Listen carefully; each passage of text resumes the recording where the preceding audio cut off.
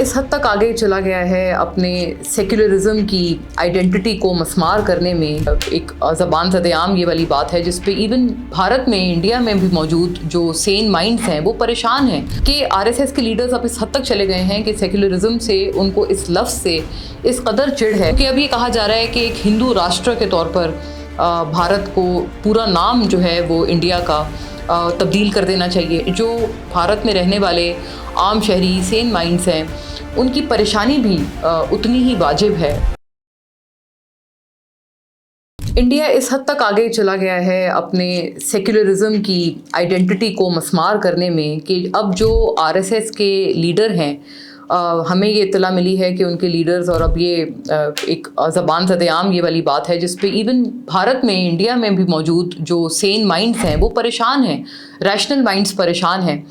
کہ R S S کے leaders اب اس حد تک چلے گئے ہیں کہ سیکولرزم سے ان کو اس لفظ سے اس قدر چڑ ہے.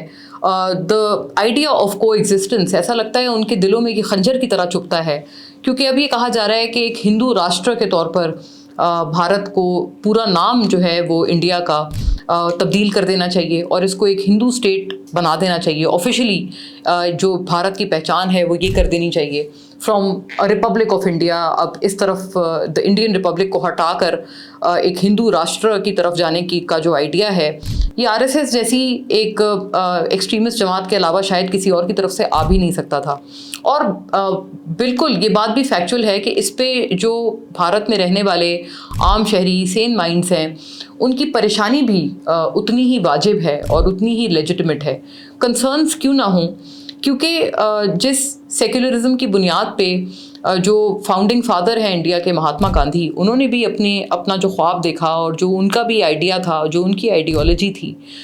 کیا یہ وہی آر ایس ایس نہیں ہے جنہوں نے اسی مہاتما گاندھی کو 1948 1948 میں باقاعدہ اسیسنیٹ کیا تھا اسی آر ایس ایس کے ایک رکن نے. اور وہی آر ایس ایس اس وقت بی جے پی کے ساتھ ہینڈ ان گلو ہے, ان کی الائی جماعت ہے, ان کی اتحادی ہے اور ان کی فیوریٹ جماعت ہے. بلکہ اب تو یہ نوبت تک آن پڑی ہے کہ جو ایون ان کی انڈیا میں جو کچھ اسٹیٹس تھیں جہاں پر کچھ سیکولر حکومتیں تھیں وہاں پر بھی بی جے پی جا کر قابض ہونا چاہ رہی ہے, ان کے ساتھ کسی طرح کا الائنس بنا رہی ہے تاکہ یہ کہ ان کی بھی جو سیکولر پہچان ہے یا ان کی ایک لبرل پہچان ہے اس کو سرے سے مٹا دیا جائے. ایسے ہی بھارت میں اب ایک عام سطح پر اگر آپ دیکھیں تو ایک جو ڈسکریمنیشن ہے اس کا ماحول عام ہے. مساجد کو وینڈلائز کرنا, بدقسمتی سے مساجد کو شہید کرنا,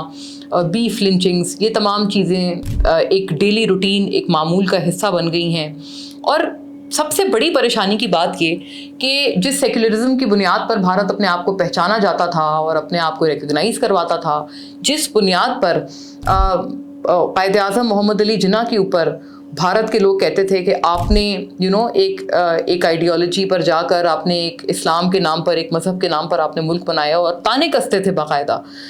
جبکہ گویا یہ کہ محمد علی جناح نے تو اپنے 11 اگست کی سب سے پہلی اسپیچ میں کہا تھا کہ یہ ملک سب کا ہے اور اس میں کسی طرح کی بھی کوئی تفریق نہیں ہے, کسی کی بھی مذہب یا کسی کی بھی لسانیت یا کسی کی بھی انڈیویجولسٹک بنیاد پر. کوئی بھی انسیڈنٹ اگر ایون پاکستان میں ہوتا ہے تو ایٹ لیسٹ ہر کوئی اس کے اوپر جسٹس سیک کرتا ہے, اس کے اوپر انصاف کا متلاشی ہوتا ہے. بھارت میں تو بدقسمتی سے اس طرح کے انسیڈنٹس روز بروز بڑھتے چلے جا رہے ہیں اور انصاف کی تلاش تو دور کی بات بلکہ اس کو ایک طرح سے نارملائز کر دینے کی اب ڈگر پر بھارت نکل چکا ہے کہ اب اگر کوئی انسیڈنٹ ہوگا تو اس کو بتایا جائے گا کہ یہ تو ہندو راشٹر میں ہونا ہی ہے, برداشت کریں یا یہاں سے نکل جائیں. سٹیزن شپ امینڈمنٹ ایکٹ جب بھارت لے کر آیا یہ اتنا بڑا ایک مسلمانوں کے وہاں پہ رہنے والوں کے منہ پر تماچا تھا اور پوری دنیا کے مسلمانوں کے منہ پر گویا تماچا تھا کیونکہ اس میں یہ پروویژن تھی کہ دنیا بھر میں تمام جو مذاہب کے لوگ ہیں وہ آ کر بھارت میں بسیں سوائے مسلمانوں کے. سو مسلمان چاہے وہ کہیں پر بھی ہوں اور ٹربلڈ ہوں اگر اپنے ممالک میں تو وہ بھارت نہیں آ سکتے ہیں کیونکہ وہ کہتے تھے ہمیں مسلمان نہیں چاہیے, ہم مسلمانوں سے تنگ ہیں, ہم اپنے مسلمانوں کو بھی ختم کرنے کی ڈگر پر نکلے ہوئے ہیں تو ہم اور مسلمانوں کو کہاں پر اور اکوموڈیٹ کریں گے, ان کو ہم کہاں رکھیں گے. یہ اس شیملیس قسم کے اور شرمناک قسم کے بیانیے پر सिटीजनशिप अमेंडमेंट एक्ट यही मोदी सरकार आज से कुछ साल पहले लेकर आए, जिसके ऊपर ना सिर्फ पाकिस्तान ने बल्कि पूरी दुनिया ने तनकीद की। और अब ये इसी का एक और अल्ट्रा प्रो मैक्स वर्जन आप समझें कि अब आरएसएस लीडर्स इस चीज़ तक के ख्वाहा हो चुके हैं, उनको इस तरह का कॉन्फिडेंस मिल चुका है, कोई उनको पूछने वाला नहीं है, उनके जो एक्सट्रीमिज़म है उसको स्ट्रेट पेट्रनेज हासिल है, और एक सरकारी छतरी के तहत ये तमाम काम बड़ी सफाकी से किए जा रहे हैं, और इसको और ज़्यादा एक सरकारी छतरी इसको मुहैया की जा रही है कि इंडिया को अगर हिंदू राष्ट्र में तब्दील कर दिया जाए तो ये तमाम चीज़ें और भी ज़्यादा लेजिटिमेट हो जाएंगी। क्यों हम नोटेबली बात ना करें न्यूयॉर्क के नए मेयर ज़ोहरान ममदानी की, जहाँ पर वो बताते हैं कि वो भी एक गुजराती मुसलमान हैं और उस फैमिली से उनका ताल्लुक़ है। और बहुत नोटेबल है मेरे लिए ये बात कि उनसे जब एक इंटरेक्शन के दौरान ये पूछा गया तो उन्होंने बाकायदन बताया, और उनसे जब ये बाकायदा सवाल हुआ कि अगर नरेंद्र मोदी आते हैं इंडिया और अगर वो कहते हैं कि न्यूयॉर्क में और नई दिल्ली में ताल्लुकात बड़े पुराने हैं और उनको और ज़्यादा उनको पुख्ता किया जाए और मजबूत किया जाए उन ताल्लुकात को, so I truly salute that gentleman कि ज़ोहरान ममदानी ने ये वाली बात कही कि वो एक गुजराती मुस्लिम है और वो गवाह हैं 2002 में उन गुजरात राइट्स के, जिनमें मुसलमानों का बाकायदा जेनोसाइड हुआ था। उन्होंने जेनोसाइड का लफ्ज़ इस्तेमाल किया अपनी उस बात को जवाब देते हुए, और ऑब्वियसली वो एक जिसने सवाल किया था उनको भी एक बहुत, मैं समझती हूँ कि क्लियर कट जवाब था कि ताल्लुकात पुख्ता करना इस तरह के शख्स से और इस तरह की शख्स की हुकूमत से ये तो बहुत दूर की बात है। वो तो बाकायदा ये बता रहे हैं कि वो किस तरह से उस जेनोसाइड के गवाह हैं जो कि उनकी फैमिली ने being a Gujarati Muslim family उन्होंने 2002 में at the hands of the same Narendra Modi face किए थे। सो आई थिंक अगर हर कोई ये बात कर रहा है, पूरी दुनिया भी अब ये देखने पर मजबूर हो गई है कि अगर ये तमाम इतराफ़ से इस तरह की बात आ रही है तो यकीनन इस बात में कोई ना कोई सब्सटेंस है। जिस सिटीजनशिप अमेंडमेंट एक्ट की मैंने आपसे बात की, मैं ये चाहूँगी कि इसके ऊपर मैं अपने किसी अगले व्लॉग में तफसील से रोशनी डालूँ। गोया ये कि ये सिटीजनशिप अमेंडमेंट एक्ट एक बहुत बड़ा, आप समझें, एक मेजर है इस तरह का जो कि डिसइंटीग्रेट करता है मुसलमानों को, और ये दरअसल मुसलमानों के ख़िलाफ़ एक बहुत बड़ा ब्लैटेंट डिस्क्रिमिनेटरी एक्शन था इंडिया का।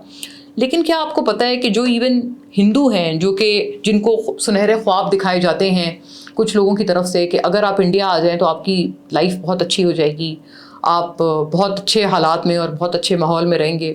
मैं अपने अगले व्लॉग में यकीनन अगले वन ऑफ माई व्लॉग में तफसील से ये बात करूँगी और विद फैक्ट्स मैं आपको बताऊँगी कि गुज़िश्ता सालों में कितनी वो इंडियन फैमिलीज़ थीं जो कि इस झूठे ख्वाब के तहत जो उन्हें बेचा गया वो इंडिया गईं और माइग्रेट हुईं, और फिर वहाँ पर जो उनके साथ नारवा सलूक हुआ, वहाँ पर जो उनके साथ बदसलूकी हुई जिसके तहत बाकायदा वो डिस्प्लेस हो गई, और कितनी वो फैमिलीज़ हैं जो कि डॉक्यूमेंटेड हैं इस हवाले से। आई थिंक मैं इन डेज़ टू कम उस पर भी बात करूँगी। सो ऑफ कोर्स अगर मैं इन तमाम चीज़ों को लेकर चलूँ तो हम ये कहने पर मजबूर हैं कि जो ये डिस्क्रिमिनेटरी एक्ट्स हैं ये सिर्फ मुसलमानों पे लागू नहीं होते, बल्कि जो इवन पाकिस्तान से इस हद तक नफ़रत है भारतीय सरकार को कि इवन पाकिस्तान से आने वाले जो हिंदूज़ हैं उनके साथ भी ये नारवा सलूक करने में रत्ती भर भी कोई शर्म हया नहीं की जाती, कोई लिहाज नहीं किया जाता। और ये कुछ चीज़ें, कुछ वेल डॉक्यूमेंटेड चीज़ें हैं जो कि उन फैमिलीज़ की अपनी ज़बानी हैं, उन हिंदू फैमिलीज़ की अपनी ज़बानी है कि उनको जिन तरह के सलूक का सामना करना पड़ा है और वो बाकायदा डिस्प्लेस्ड हैं। I think I will leave it ताकि मैं इसकी जो पुरानी और मज़ीद डिटेल्स हैं मैं अपने दूसरे उसमें व्लॉग में ज़रूर इस पर बात करूँ। But this is a matter of concern, ना सिर्फ पाकिस्तान के लिए, ना सिर्फ इंडियन मुस्लिम्स के लिए, बल्कि पूरी दुनिया के लिए कि अगर ग्लोबल सतह पर कोई इस तरह का शख्स आ गया है जो कि सेक्युलरिज्म के नाम से चिढ़ता है, जो कि लिबरलिज्म के नाम से चिढ़ता है, ये एक बहुत बड़ा मैटर ऑफ कंसर्न है। और I think it is high time कि जिस तरह से भारत को एक रियलिटी चेक दिया जा रहा है, सिर्फ इंटरनेशनल अफेयर्स में या उनके डिप्लोमेटिक मैटर्स में तो हो ही रहा है, जिस पे हम लोग बात भी कर रहे हैं कई मरतबा, but it's also high time कि हम इस तरह का भारत को और उनकी सरकार को जो इस अपने एक बहुत छोटी सोच में मुब्तला है, उनको एक रियलिटी चेक उनके अंदरूनी सतह पर भी मिलना चाहिए। सो आई थिंक ये इस तरह की जो चीज़ें हैं और डेवलपमेंट्स हैं वो हमारी اس طرف یقیناً سوچ کو راغب کرتی ہیں.